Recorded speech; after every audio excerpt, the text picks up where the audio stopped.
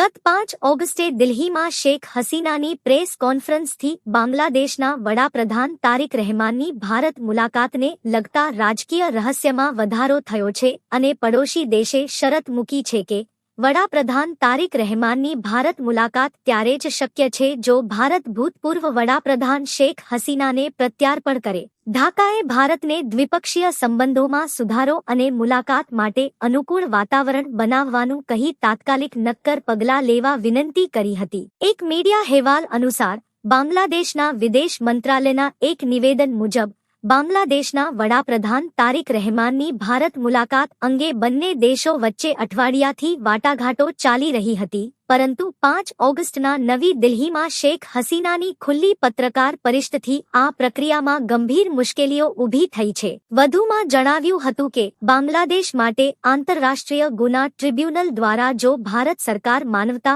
વિરુદ્ધના ગુનાઓમાં દોષિત શેખ હસીનાને પ્રત્યાર્પણ કરે અને અન્ય વોન્ટેડ ગુનેગારોને બાંગ્લાદેશને સોંપે તો જ સૌહાર્દપૂર્ણ સંબંધો અને વડાપ્રધાનની મુલાકાત શક્ય છે. વધુમાં માંગ કરાઈ છે કે શરીફ ઉસ્માન હાદીની હત્યાના આરોપીઓને બાંગ્લાદેશને સોંપવામાં આવે.